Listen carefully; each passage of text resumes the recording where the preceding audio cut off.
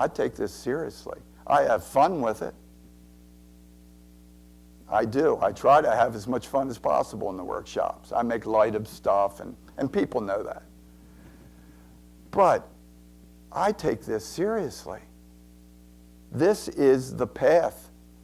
This is the path that we are all on. And if we don't, we will end up like billions of people have throughout history. They will make the great transition of death and go from the physical outer world, and they will move that far inward to a consensus reality, or territory, as Bob would say, on the astral. And they'll swear they're in heaven, when there's an entire universe of countless realities and dimensions yet there to explore and experience. But we have to open to this. We have to truly let go and become explorers of consciousness, not just readers of consciousness.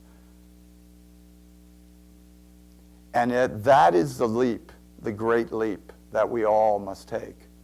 One thing I would like to mention on a little different topic, and I started talking about this earlier, and that is this whole concept of what happens at the afterlife. Because this step is so important to our evolutionary cycle, because the whole concept of us exploring inward is so important, we have to be totally aware of how to enhance our state of consciousness. What have most people done for the last 2,000 to 3,000 years at the moment of death? Think about this. This is a very important stage that many of us in our society, the whole concept and thought of death is avoided, isn't it? People don't want to think about it. They don't want to really deal with it. But yet, there's no escaping it. We have to be prepared to make the great leap. And if I may, I would give you some suggestions on how I will do it. Based on all the research out there by Moody and other near-death explorers, there are certain phenomena associated with the transition. And out-of-body experience is one. And what do they all say? At the moment of death, what happens? We're reunited with our loved ones, and it's a joyous moment, is it not? All the books say it. All the researchers say it. Penny's over there just laughing. It's universal. This great reunion, yes, oh my God. I'm my great reunion with my loved ones. I don't know about you, but my family was a bunch of drunkards. I don't necessarily need to be united with that happy bunch. I didn't come from a family of Buddhas and Christs. I come from a family of bartenders and drunks and God knows what. That's not my evolutionary cycle.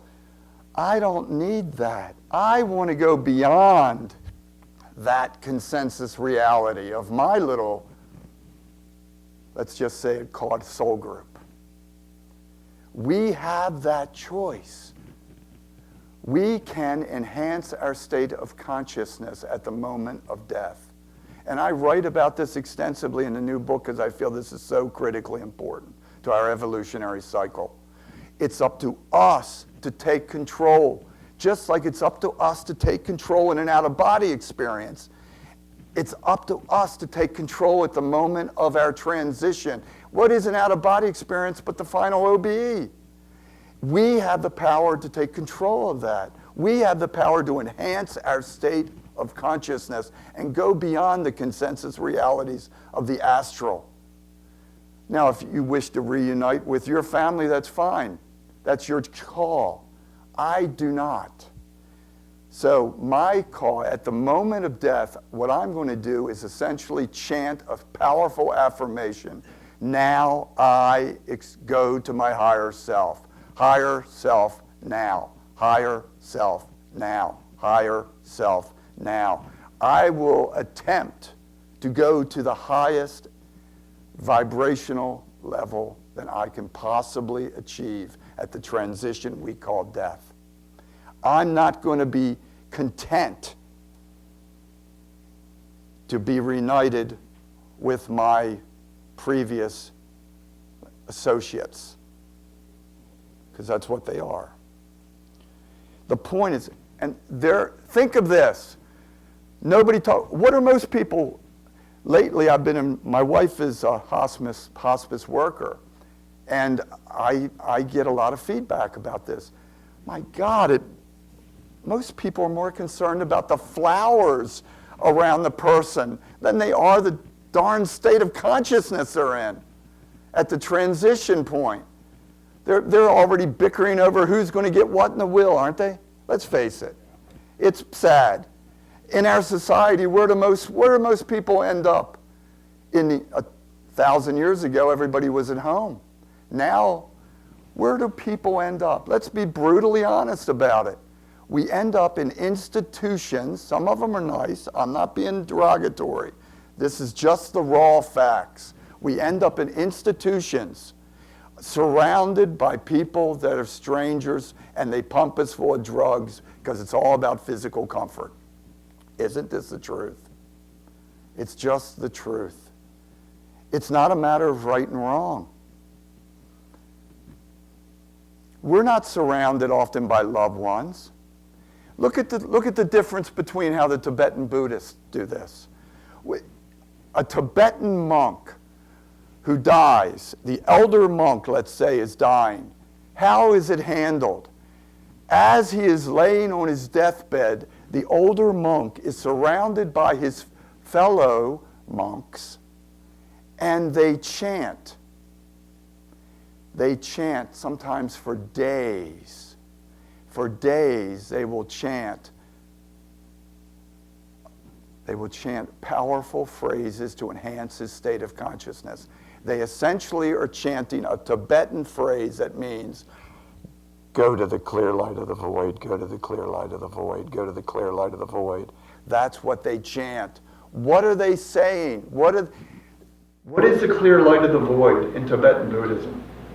The clear light means to go beyond form. The clear light means to go beyond consensus realities, to go beyond form-based realities of the astral. The clear light is pure, in their philosophy, it's pure consciousness. You go beyond form, go beyond the astral. We have the ability to do the same. We can make a CD. In my new book, I have the whole thing for you to just dictate. And you can play it by the bedside of your loved one, or program it for yourself when the appropriate time is near. We can't depend often on our family members to do this for us. We have to take control of it. Put it in your will. This is what I want. And you could have beautiful music. You could have Hemi-Sync with it. Magnificent music. And overlay it with your affirmations. Now I go to the clear light of the void. In more modern terminology, on what I would use, would be go to your higher self now. Go to your higher self now. Same means the same thing.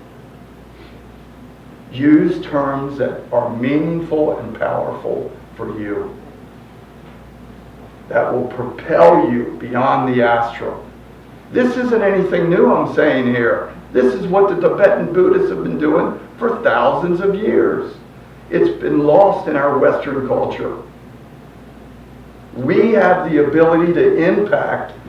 If I can impact my state of consciousness during an OBE, why can't I impact my state of consciousness during a final OBE? Seriously, there is no reason why I cannot. The problem is people don't know this.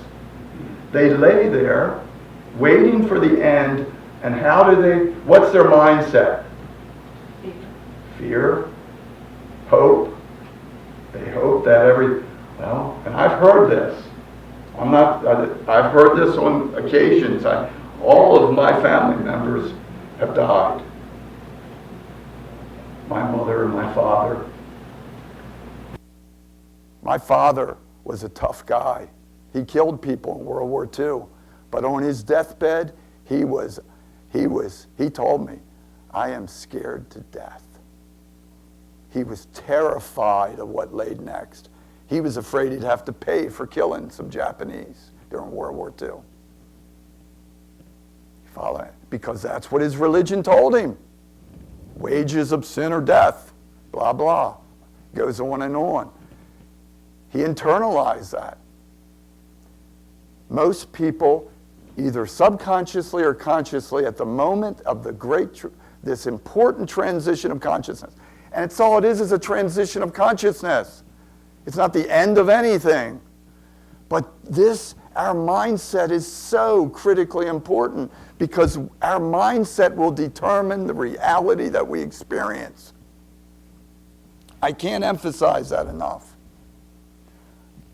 Our mindset, our state of consciousness will determine the reality that we experience. There's no escaping it. And only we have the power to adjust that mindset, to enhance the mindset. Give this serious thought. Have your own action plan. I have mine. My wife has hers. My children has theirs. I write about this action plan. I provide an entire script for it so you can make your own. Pick your own music. Don't use somebody else's voice, use your own.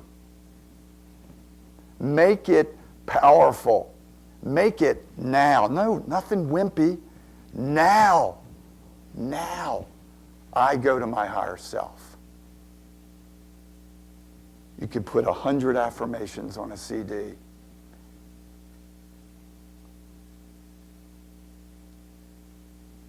You take control over the amount of drugs you use.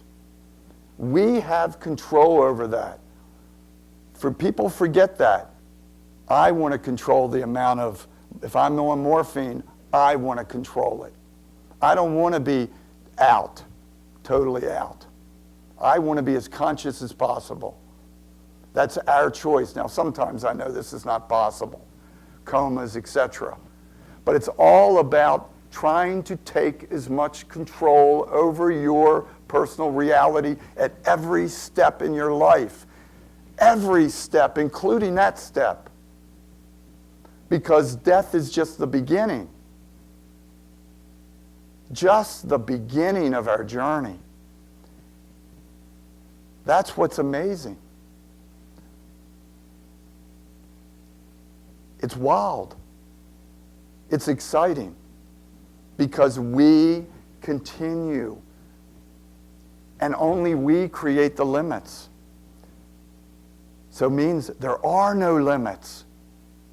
It's important that we begin to acknowledge it. And don't allow anyone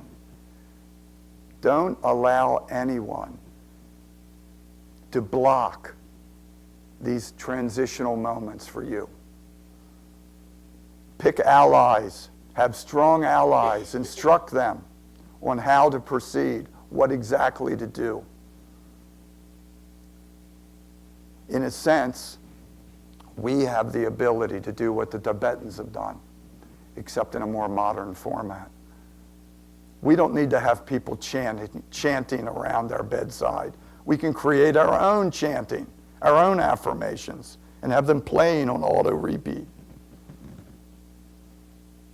We can hold and enhance our own state of consciousness through awareness now, higher self now, through our own ability to focus our state of consciousness.